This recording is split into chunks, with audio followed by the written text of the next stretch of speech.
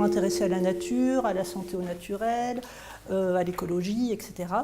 Et puis un jour, à force de lecture, je suis tombée sur la description de ce métier, naturopathe. Et là, pour moi, ça a été une évidence. Dans la seconde, je me suis dit, mais c'est ça que je veux faire, c'est ça que je veux être surtout. Je suis Valérie Degos, je suis naturopathe réflexologue. J'ai un cabinet au sud de l'île, dans un petit village qui s'appelle Vaani.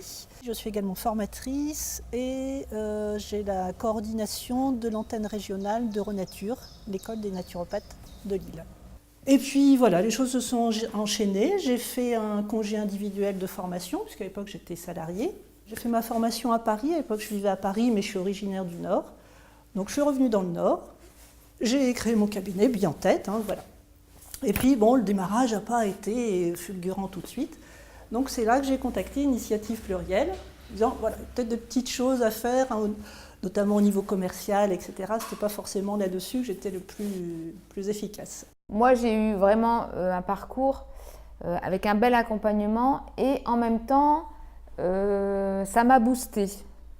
Ça m'a boosté parce que l'accompagnement est important, mais malgré tout, c'est quand même à nous de taper aux portes. Je suis Isabelle Lamour, je suis nutritionniste. Donc j'ai ouvert un cabinet médical à Villeneuve-d'Ascq il y a 8 ans et je viens d'ouvrir un deuxième sur Sisoin, donc où je propose des consultations en accompagnement dans le cadre de la nutrition. Je ne savais pas si j'allais m'installer, chercher un emploi. Et j'ai une amie qui m'a dit tu sais, moi je suis suivie par Initiative Plurielle, on ne connaît pas ça, Initiative. Tu devrais aller voir, ça peut être intéressant. Et on a travaillé des projets ensemble, et plus je travaillais, et plus l'envie venait, bien sûr. La création, voilà, ça n'a pas été très brutal, ça a été vraiment un travail personnel, mais je ne ferai plus marche arrière. Il faut vraiment avoir une belle ouverture. Donc le travail peut-être des développements personnels, la confiance en soi, si vous avez des réticences, des freins, ça se travaille. C'est des choses qui peuvent évoluer au fil du temps. Moi quand j'étais ado, j'étais introvertie, je ne parlais pas. Voilà, c'était le manque de participation à l'oral, etc. C'était mon point faible. On a tous des points forts et des points où c'est un petit peu plus délicat. Moi c'était la démarche commerciale, d'aller expliquer ce que je fais, d'aller rencontrer des gens. Et le fait d'être accompagné, comme tu dis, ça permet de booster, de se dire bon, tiens, j'ai rendez-vous avec Loïc dans 15 jours, j'avais dit que ça je le ferais, bon, il faut que je le fasse, et voilà, ça permet de... C'est un moral en même temps. Oui, voilà, c'est un contrat, c'est un échange.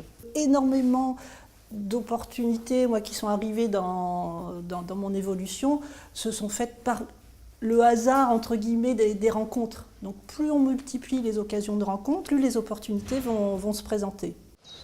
Je suis venue à la visite d'entreprise d'Initiative Plurielle parce que Initiative Plurielle est un des partenaires de la Suite dans les idées, qui est une stratégie régionale dédiée à l'initiative et à l'entrepreneuriat. Et il était intéressant et important pour moi de venir voir comment se passait une visite d'entreprise et comment ils travaillaient à ce changement de posture du public féminin pour que les femmes puissent prendre conscience qu'elles sont porteuses de capacités à entreprendre et à prendre des initiatives. Grâce à Initiative Plurielle, encore une fois, il y a eu toutes ces démarches vis-à-vis des médias. Donc j'avais pris contact avec La Voix du Nord, avec d'autres médias. Et puis un jour, une journaliste de La Voix du Nord m'appelle et me dit, voilà, on aimerait faire un papier sur vous, parce que je suis naturopathe et réflexologue, je fais la réflexologie plantaire. Elle me dit, on aimerait bien parler de la réflexologie plantaire. Donc elle est venue, je lui ai fait un soin pour qu'elle voie ce que c'était que la réflexologie plantaire. Et le lendemain matin, à partir de 9h, le téléphone a sonné, mais sans arrêt, parce qu'elle m'avait fait une pleine page, toutes éditions de La Voix du Nord. La clé, c'est quand même être passionné de votre prestation, ou votre art, ou de votre service. C'est quand même ça, à la base. On peut être très introverti, je disais, très mal dans sa peau. Si vraiment vous avez la passion de votre technique ou de votre prestation, c'est quand même ça qui va être à la base de votre envie de travailler. Après, attention aussi pour celles d'entre vous qui travaillent ou qui travailleront à la maison, dans le cadre de la création d'entreprise, de veiller quand même à séparer les deux. Après, moi je trouve que c'est des trucs tout bêtes, mais c'est pas parce qu'on est tout seul à la maison qu'il faut aller travailler en pyjama, en chaussons, etc. De s'habiller, enfin vraiment d'être dans une posture professionnelle, avec des horaires, avec une posture. et de bien séparer les deux. La créatrice d'entreprise, elle doit quand même être assez organisée dans sa tête. Il faut respecter l'agenda de vie personnel et l'agenda professionnel, ça c'est vraiment très très important. C'est votre travail. C'est pas parce que vous êtes indépendante que vous êtes tous les jours à 4h30 à l'école ou je ne sais pas. Voilà, il faut aussi accepter que la famille accepte vos contraintes professionnelles. Même s'il y en a qu'une qui crée derrière, c'est pas grave. C'est des échanges sociaux très importants, je pense. Et la femme en création d'entreprise, c'est quand même un peu problématique encore en 2015.